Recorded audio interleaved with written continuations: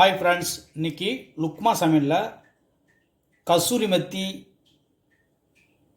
Chilli bajji அதை எப்படி செய்யுதுன்னு பார்க்கலாம். அதுக்கு ஃபஸ்ட்டு என்ன செய்ய போகிறோன்னா, எப்படி ஒரு பஜ்ஜி மாவு எப்படி செய்கிறதுன்னு பார்க்கலாம். இது கிட்டத்தட்ட ஒரு 150 கிராம் கிட்டத்தட்ட கடலை மாவு எடுத்திருக்கேன்.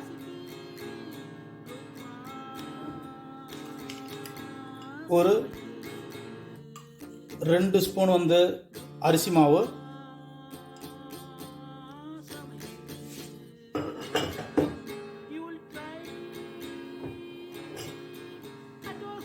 அது கூட நல்லா 1 ஸ்பூனுக்கு மேலே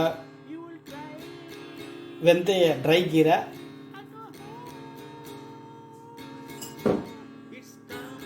ஒரு அரை ஸ்பூன் சோம்பு பவுட்ரு,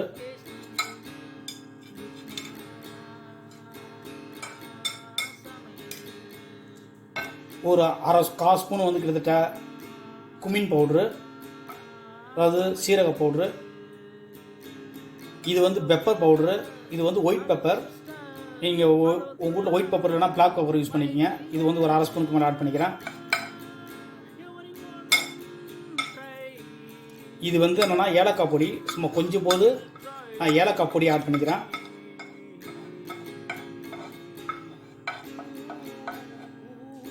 ஒரு கால் ஸ்பூன் பெருங்காயம், ஒரு கால் ஸ்பூனுக்கு மேலே கரம் மசாலா. இது என்னன்னா பட்டைத்தூள். அந்த பட்டைத்தூள் ஒரு கால் ஸ்பூன் கம்மியாக பட்டைத்தூள் ஆட் பண்ணிக்கிறேன். அது கூட ஒரு அரை ஸ்பூன் ரெட் சில்லி ஆட் பண்ணிக்கிறேன். தேவையான சால்ட் ஆட் பண்ணிக்கிறேன்.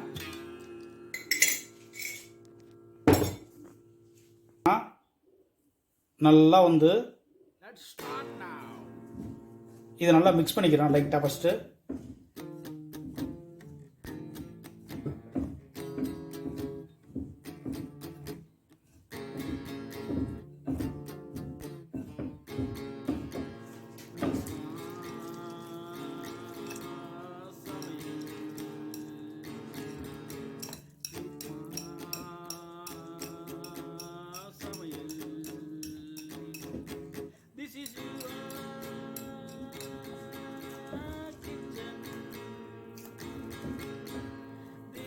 சூப்பராக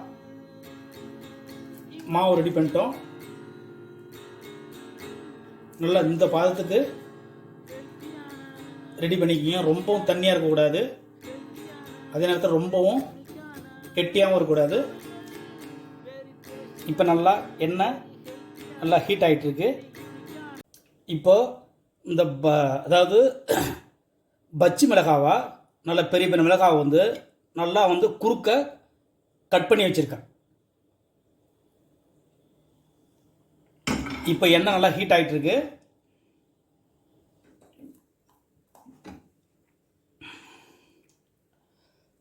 அதில் இந்த பஜ்ஜி மாவில் என்ன செய்யணும்னா, இதை நல்லா டிப் பண்ணி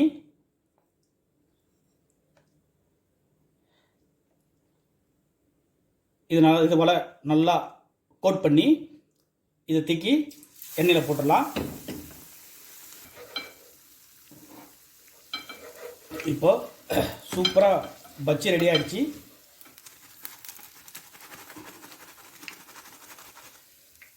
இதை இன்னொரு பிளேட்டில் ஷிஃப்ட் பண்ணிடலாம்.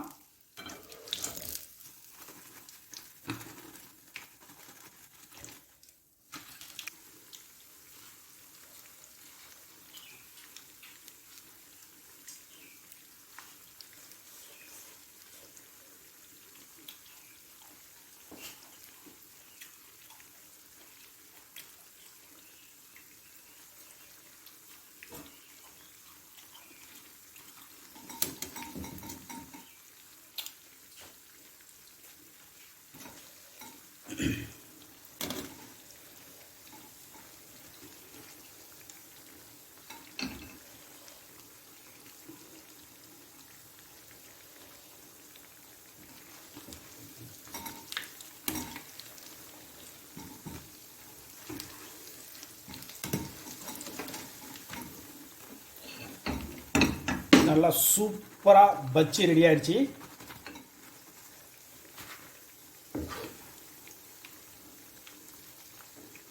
சில்லி பஜ்ஜி.